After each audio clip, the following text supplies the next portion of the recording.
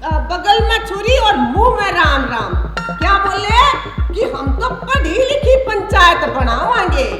हमने इतने लंबे और कड़े संघर्ष करके जो पंचायतों के अंदर रिजर्वेशन करवाया था, उसको एक हाथ से लो और दूसरे हाथ से छीनो की राजनीति अपनाते हुए इन्होंने कहा पढ़ी लिखी पंचायत बनावांगे। आदरणीय आज के हमारे प्रोग्राम का अध्यक्ष मंडल, महिलाओं के संघर्षों का हमेशा साथ देने वाली हमारे बीच में उपस्थित श्रीमती आशा हुड्डा जी, हमारी जो राष्ट्रीय महिला नेता हैं साथी शबनम हाशमी, साथी अंजलि, साथी कविता और यहाँ पर उपस्थित अनेकों सामाजिक संगठनों के नेतागण और प्यारी बहनों और भाइयों।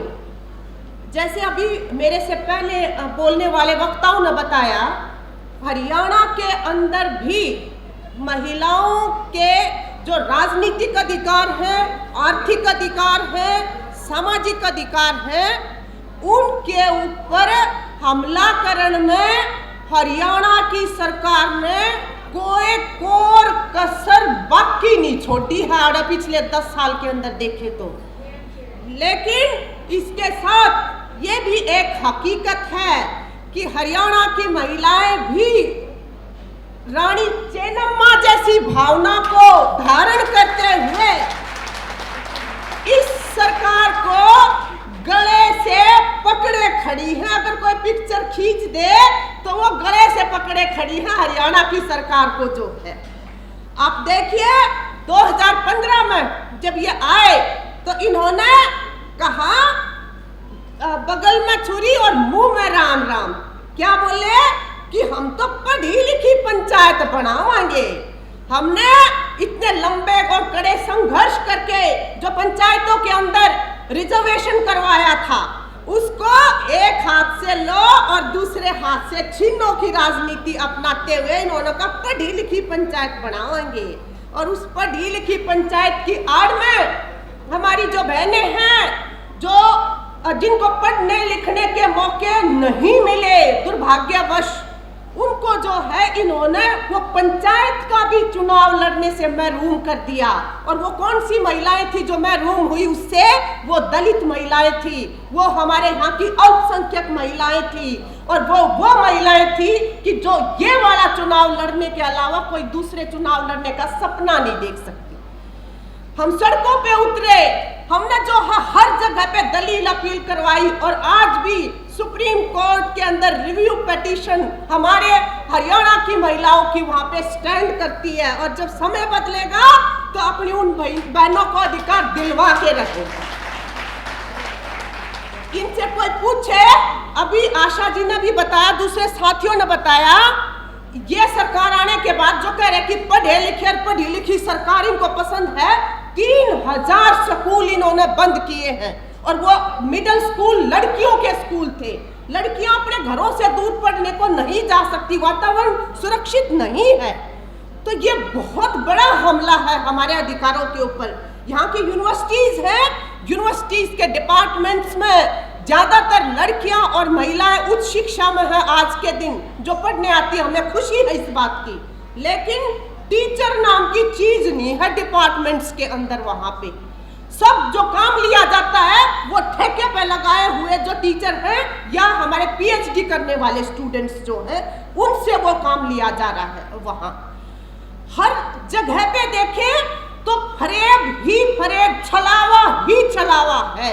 उज्ज्वला के लिए इन्होंने कहा कि उज्ज्वला से मेरी बहनों की आंखों में पानी आए, मेरे से ये बर्दाश्त नहीं होता, मोदी जी बोले। और एक सिलेंडर के बाद वो जो महिलाएं हैं दूसरा सिलेंडर नहीं खरीद पाई। यहाँ पे हालत ऐसी बनी हुई है, वो सिलेंडर सोफा में धरे हैं जो उन्होंने ले भी लिए थे किसी तरह से जो है। इसके साथ में कहते 5 किलो अनाज देते हैं हम। परिवार पहचान पत्र यहाँ पे जो बनाए वो परिवार परेशान पत्र है। एक तरह से परिवारों को ऐसा परेशान किया है उन परिवार पहचान पत्रों ने कि जितने भी कमाने खाने वाले जो बेचारे गरीब तबके के जो राशन डिपो पे जाते थे, ज्यादातर के परिवार पहचान पत्र की वजह से वो राशन कार्ड जो है वो काट दिए गए। और इसके अलावा ये जो परिवार पहचान पत्र हरियाणा के अंदर बनाया गया है, देश में और कहीं पे नहीं बनाया गया। ये एज नागरिक लोकतंत्र के अंदर जो हमारी हैसियत थी उसको जो है इंडिविजुअल की नागरिकता सिटीजनशिप को खत्म करके उसकी जगह पे परिवार जो है उसको लाने की कोशिश है, ताकि इंडिविजुअल जो सवाल खड़े कर सकता है उसकी कोई हैसियत ना बचे। ये बहुत खतरनाक चीज है, इसके खिलाफ हमें लगातार लड़ते रहना पड़ेगा। यहाँ पे हम महिला संगठन में काम करते हैं, हमारे पास महिलाएं आती हैं, उनके साथ जो यौन हिंसा होती है या उनके घरेलू हिंसा होती है या वैसे छेड़छाड़ की घटनाएं होती हैं। हम पहले जाते थे थाने में उनको लेके जाते तो फटाफट FIR दर्ज होवे और कार्रवाई शुरू हो जाया करती।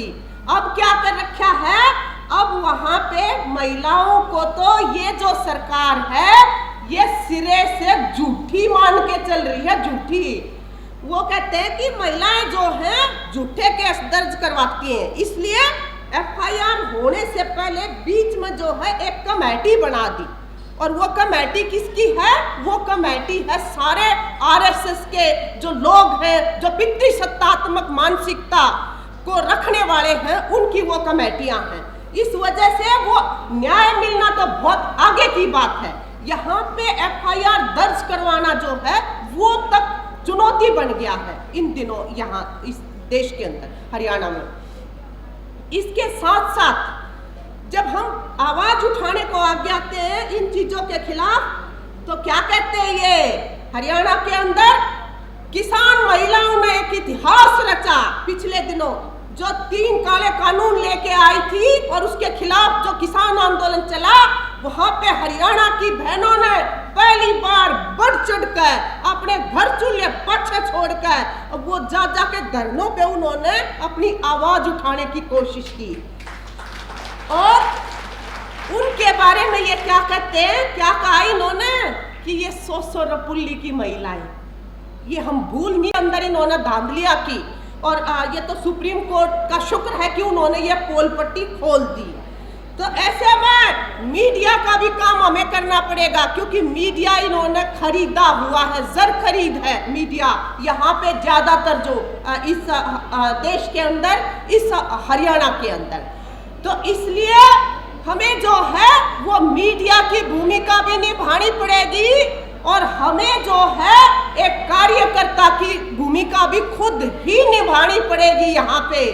और ये जो होने वाला चुनाव है साथियों, इस मौके के ऊपर हमें यहाँ से ये संकल्प लेके जाना पड़ेगा, ये संकल्प लेके जाना पड़ेगा, महिलाओं की ये आवाज भाजपा सत्ता से बाहर।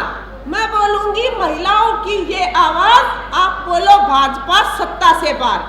अरे महिलाओं की ये आवाज, महिलाओं की ये आवाज। और अपने को करना क्या है इस समय पे, हाँ इस समय पे करना क्या है, जिन्होंने हमारे संघर्षों के अंदर हमारा साथ दिया, हमारी आंगनबाड़ी की बहनें, हमारी Asha worker, mid day meal worker, mother group की महिलाएं जो है, क्रैच चलाने वाली, सारे क्रैच इन्होंने बंद किए। जब हम सड़कों पे मोर्चे लगा रहे थे उस समय पे जो हमारे साथ खड़े थे, असल में उन लोगों को हमें आगे लाना पड़ेगा। तो अपना जो नारा होगा, जो संघर्षों के साथी हैं असली वही हिम्मती है, जो संघर्षों के साथी हैं